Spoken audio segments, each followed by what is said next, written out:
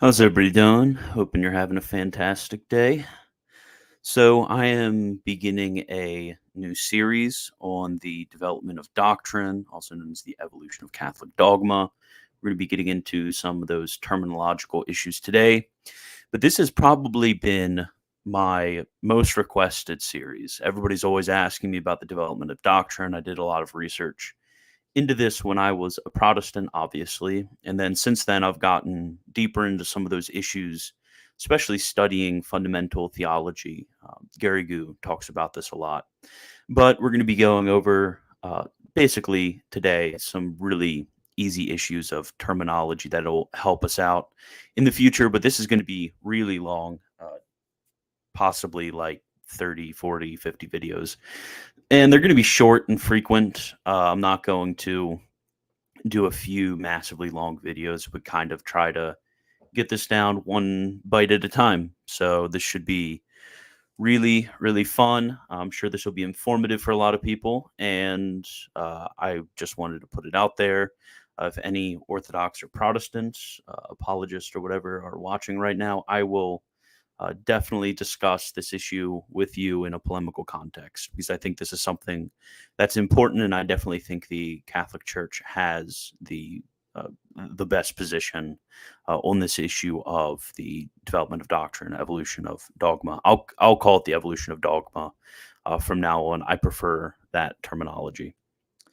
So before we begin, if you really appreciate me doing this series, definitely consider becoming a patron or subscribe star, or you can, if you really love me, I guess, you can directly donate or PayPal at militantthomist@gmail.com or Cash App, which is just CB Wagner 7X. So, first, when it comes to a note on terminology, this is definitely controversial. There's this sort of it's a common myth. There's really no truth behind this. That the difference between the evolution of dogma and the development of doctrine is that the evolution of dogma is the evil modernist way of phrasing things, and that the development of doctrine is the true and Catholic way of phrasing things. And this isn't really true. This isn't really true at all. Catholic theologians actually use both phrases, but evolution of dogma is the more popular phrase to use. And this is actually seen in the life of Newman, who is going to be a recurring theme because I think Newman, while certainly groundbreaking on this issue, and even continental Catholic theologians recognize that he is groundbreaking on this issue. First, he does have a few terminological issues. He has a few minor mistakes throughout his essay, and we can excuse this because throughout the rest of his life, he does clarify in other writings that people don't read. But that's all to say. When Newman did write the famous Perron letters, he did actually use the phraseology of the evolution of dogma because that's just in Catholic theology the more popular terminology to use. So really, we're weird when we use the phrase development of doctrine and then are scared of using the phrase of the evolution of dogma. But the distinction that is present between the Catholic and then the modernist versions of the evolution of dogma is between what's known as the homogeneous or homogeneous. I'm just going to say homogeneous because that's what I've been. That's at least how it was taught to me, although I've heard people say both. But the difference between a homogeneous and then a transformistic evolution.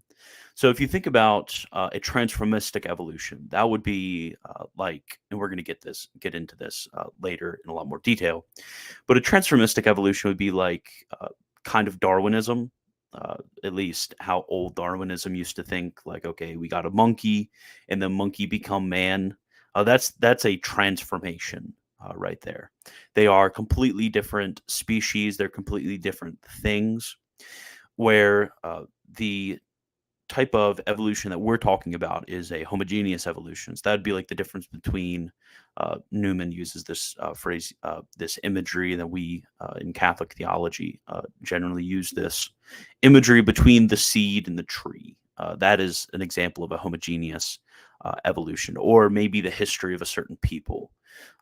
That'd be another example of homogeneous evolution. Or we can think of a thinker who works out throughout his entire life a certain idea that he had when he was younger. That's another example of homogeneous evolution.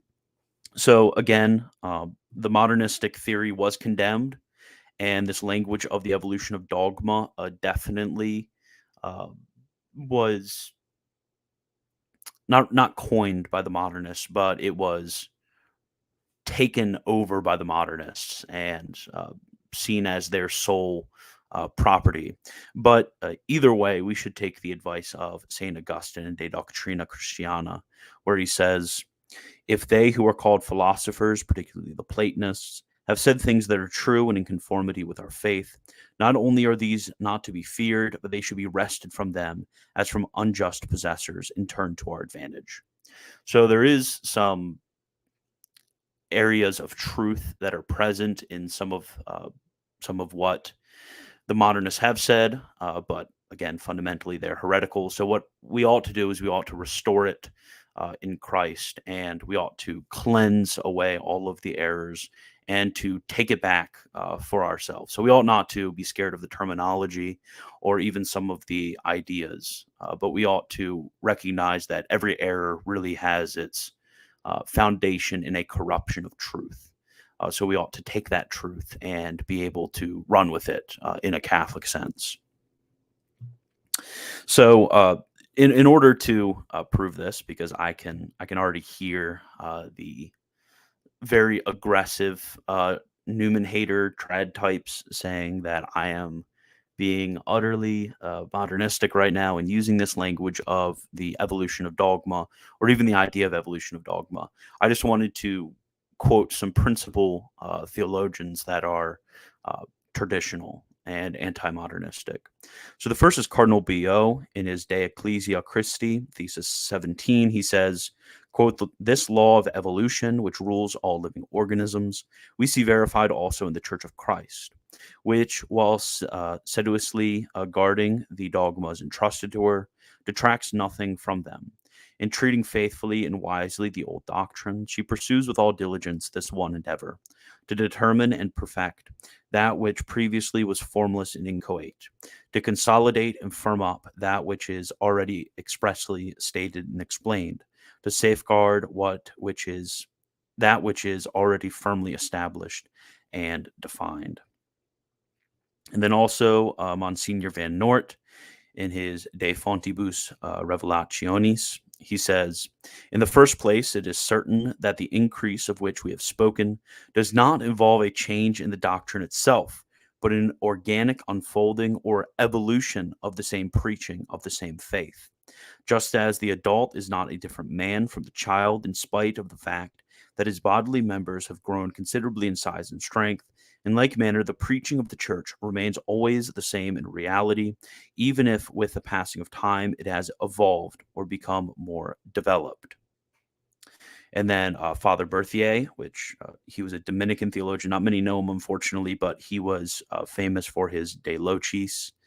He says, quote, hence it is clear that for us the unfolding of the doctrine handed down is in no way a permutation, but an evolution or progress of the same truth, not with regard to its substance, but with regard to its explication. So, in order to, and then there's the second part of this. People not only get mad about it being called an evolution rather than a development, but using the language of dogma rather than doctrine. So, in order to kind of deal with this problem, we need to distinguish four types of doctrine, because the relationship between dogma and doctrine, while technically there is a technical aspect of doctrine as distinct from dogma, generally speaking, doctrine is just speaking about teaching. So dogma is technically a subset of doctrine.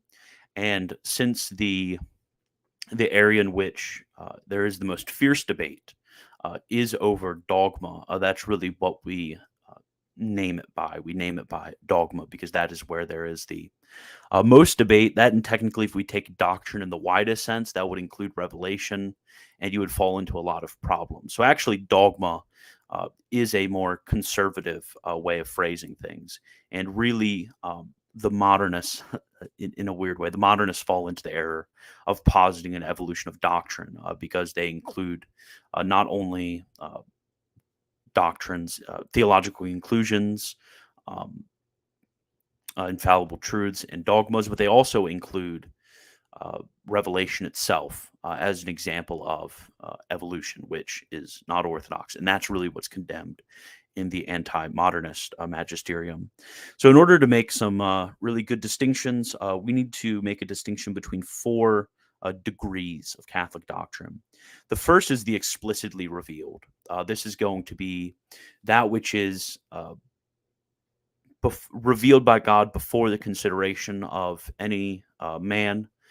It would be those words directly from the pen of the sacred writer, directly from the mouth of the apostles. That is that subset of Catholic doctrine which is explicitly revealed. Then, in the second place, we have dogmas. And dogmas are propositions which are defined by the church as revealed. So notice it's different from revelation itself, but it's the definition of what is revealed. And then this also includes those propositions whose opposites have been condemned as heresy. In the third place, we have infallible truths. And these are propositions which are defined as infallibly true, yet not explicitly as revealed, or whose opposites have been condemned as false in an infallible manner. And then in the fourth place, we have theological conclusions. And the theological conclusions, those are really those consequences which are drawn by the theologians as being somehow a conclusion from any of the first three uh, degrees of Catholic doctrine. And this is going to be the most important. And another quick note, it's called a theological conclusion because it's usually drawn by the theologians. And this is the most important for a number of reasons. Uh, the first is the fact that it is just the majority of what the church teaches. If you go through the Catechism of the Catholic Church, most of the pages in the Catechism of the Catholic Church actually aren't dogma or infallibly defined truths, but they actually are just theological conclusions that are being presented as something which is of a certain degree of certainty. And then also in the manuals which are used to train priests, or at least what used to be used to train priests. In these manuals, most of what is presented is theological conclusions. So really no treatment of this issue is going to be sufficient unless we talk about theological conclusions and how they relate to the homogeneity of the evolution of Catholic dogma. And then, second, from the fact that it is universally agreed within Catholic theologians that truths of the fourth degree can become truths of the third degree. The objects of infallible infallible truths that aren't dogmas, the objects of those are actually theological conclusions. And then third, it really forms the central debate of uh, the evolution of Catholic dogma within Catholic schools is how we treat the relationship between the fourth and the second degree. So can theological conclusions become dogmas? And how does this relate to explicitly revealed truths? These are going to become important questions. So no treatment is going to be a good treatment of this issue unless we cover theological conclusions. So, really, the whole debate rests on two facts. And the first fact is that the amount of dogmas and the depth of the dogmas or the definitiveness of the dogmas have grown. This really is an undeniable fact. We look throughout the history of the teaching of the Catholic Church, and we see that we have more dogmas now. We have a deeper understanding of dogmas now than we had in the first century. The Athanasian Creed, for example, the Athanasian Creed is a lot more definitive than the Apostles' Creed. This is just a brute fact of history. And the second fact is that this process has been pushed forward by interactions with Hellenistic philosophy. So the philosophy of the Stoics, Platonists, Neoplatonists, Aristotelians, and so on. This is really where a lot of the tools for the growth of dogmas has occurred. So with these two facts, we kind of have to take them and to coherently present a theory which is both explains it really explains what is going on theologically, and then also accounts for all of the historical facts. So from this, there have been, and then actually, I forgot to mention something. So there's really two sets of questions that arise out of this, out of these two historical facts that we're interacting with. So the first set of questions is the progress or growth of the Catholic doctrine just mentioned homogeneous or heterogeneous? So we have to ask ourselves: is it the same thing? Does for example, the anti-modernist oath, or Pascendi, or the credo of Pope Saint Pius, Pope Saint Paul VI, do these very developed creeds do they contain the same thing as was contained in the Apostles' Creed, or do they contain different things, which are nevertheless true? That is the first set of questions. Is what we have now implicitly contained in Revelation in the first degree, or do we actually have a transformation that occurs now? So we have to deal with that question. And then the second set of questions we have to deal with is the question of are the dogmas, infallible truths, and theological conclusions equally revealed and divine as those of the first degree, or are they human teachings added to the divine deposit? And there's also a set of questions that fall under this. So some are going to say actually dogmas are as divinely revealed as explicit revelation, where theological conclusions and infallible truths are not. Others are going to say all of them are equally divinely revealed, and then others, such as the modernists, are going to say they're all equally heterogeneous. Even if we think about revelation itself as the religious sense of a certain group actually evolves. So we have all of these questions that really face us necessarily. Nobody is allowed to kind of put their fingers in their ears and just pretend like there is absolutely no evolution which occurred. The credo of Paul VI and the Apostles' Creed if we look at like Saint Ignatius could have written the Summa Theologiae. We can't pretend that is the truth. We have to have some sort of accounting for how history has interacted with theological reflection, and then the definition of the church. So from this, there are sort of three sets of solutions, and I've kind of hinted at that before. But the first solution is the modernist solution. So what the modernists are going to say, and they have some really wacky doctrines, and remember that this is condemned. You can't hold to the modernist solution. But the modernists are going to say that actually all four degrees of Catholic doctrine as a whole, is necessarily heterogeneous, evolutionist, and transformationist. They're going to say that actually, really what Revelation is kind of the sort of interior religious sense that we have, and in the sort of sense feeling that we have, we are able to have all of these dogmas, which are actually just natural symbols, which represent this internal sort of feeling that we have. If you want to read more about this, Pascendi is the work to read. It's very crazy, but yes, this is what they were saying. Like the dogma of the Trinity is really just an expression of my interior religious sense. So since we have different religious senses now, we have different symbols or dogmas which are going to which are going to express this. And actually, to retain the old dogmas is really to corrupt the spirit of revelation, garbage like that. So that's what the modernists say. They were condemned for this, so nobody can hold this. And really, their error was to hold to a transformistic evolution. We can't hold to a transformistic evolution when it comes to dogmas. We're not allowed to do that. So the second the second and third are both Catholic solutions, and you're able to hold the second or third. I hope I convince you that you all have to hold the third, but if you want to hold the second, you can go ahead. I think the second one is a bit easier apologetically when it comes to the theoretical aspect.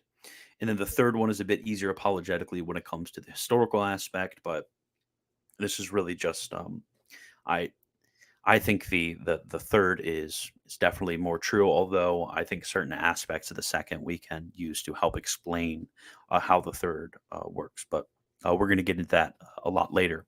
But the second is going to be I call it the post-Suarezian solution. The post-Suarezian solution is basically that the second degree, that is Catholic dogma, is homogeneous. So the second degree is just as revealed as the first degree. So the second degree is really just a restating in a clarified form of revelation, explicit revelation. That's what they're going to say about dogmas, which is why they elicit uh, the assent of faith on the fact of the formal motive of God revealing them. And then on the other hand, the third and the fourth degrees, so that is infallible truths and then theological conclusions, these are heterogeneous.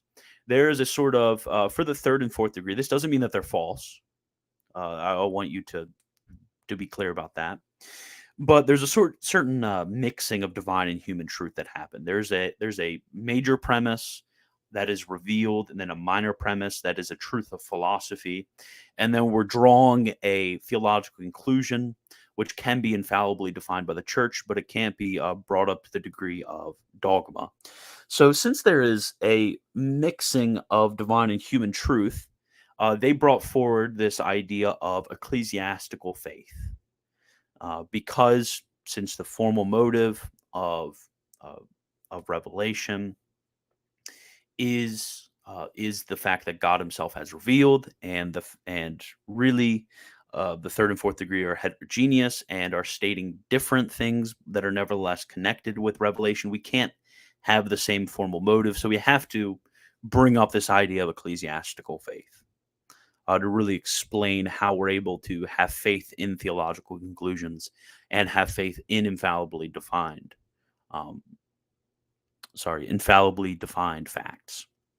Now, the third solution is the traditional solution. This is the solution that we can find a few instances in the fathers of describing this. Definitely flourishes in the scholastic period of the 13th century. We see Bonaventure and Thomas both have theories of this. Thomas is actually quite developed, and then you see throughout the late medieval period there is still this sort of theory. So it really is, and this is kind of I'll get on this rant a lot of times during the series, but the sort of dispelling of the massive myth that Newman invented the development of doctrine.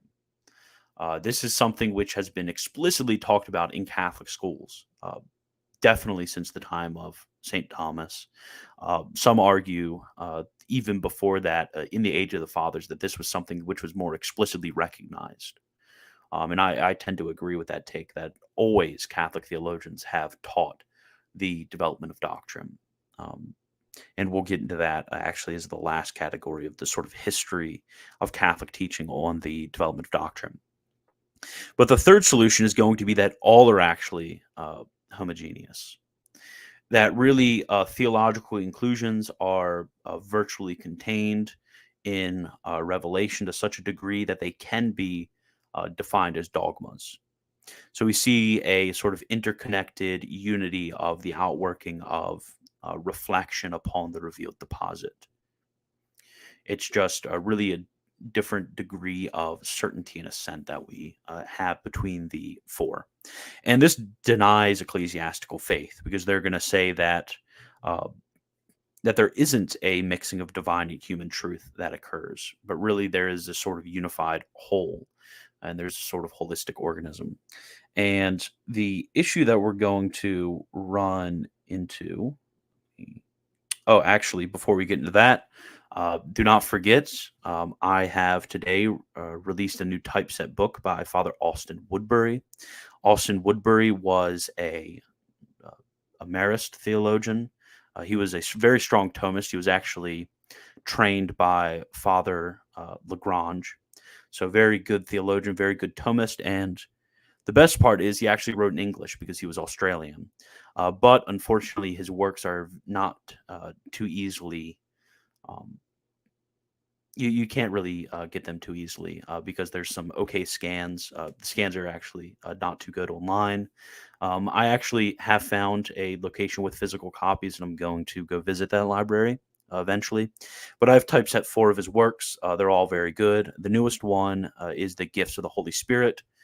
Teaches a lot when it comes to the mystical life and the relationship of the gifts. The gifts are unfortunately ignored a lot when we get into these discussions. Everybody wants to talk about the virtues. Not many people want to talk about the gifts. So definitely pick up a copy of that. If you go to christianbwagner.com, the pinned blog post on there is a list of all the links for these if you want to get them there. Right now, there's 4. I'm working on the 5th. It's the gifts of the Holy Ghost, true and false capitalism, the bodily assumption of Mary, and then sanctifying grace. And these are actually introductory works, so anybody could read them. Who is generally intelligent could probably understand what he's saying. I didn't find any of these to be too difficult. So now the difficulty with, sorry. So the difficulty with the second and third solution. So the difficulty with the second solution is really something more historical.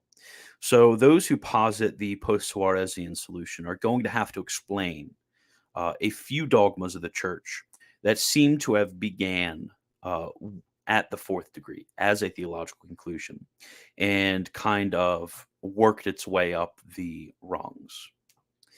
And somebody's asking a question in the chat. I'll deal with that at the end. But the difficulty with the traditional solution is explaining how these things which ascend the rung are not a mixing of human and divine truth. How it still warrants the ascent of faith to have something which is not explicitly revealed and then formulated into a dogma.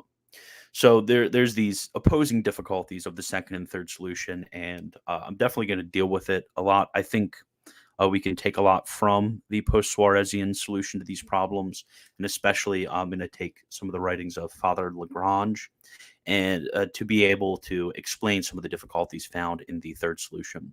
But the third solution definitely matches up with the history a lot better than the second solution does. So now, when it comes to the divisions of how I'm going to treat all of this throughout the next few weeks or months. So first, I'm going to talk about the nature of evolution development in general. Then I'm going to talk about the virtuality of principles. So how principles relate to conclusions and how this relates to some of Suarez's error. The third is going to be about the authority of the church in relation to the evolution of dogma. The fourth is going to be the different paths of dogmatic evolution. The fifth is going to be about ecclesiastical faith. The sixth is going to be dealing with objections. And then the second is going to be going over a sort of historical overview of the teaching of the theologians ever since the beginning of the church to today when it comes to the evolution of dogma. And then lastly, when it comes to method, it's going to be both historical and speculative. And so we're going to be both bringing up historical examples and looking at how it fits into what we're saying, and then also speculative, kind of dealing with principles that we already know and applying them to having a coherent thesis when it comes to the development of doctrine.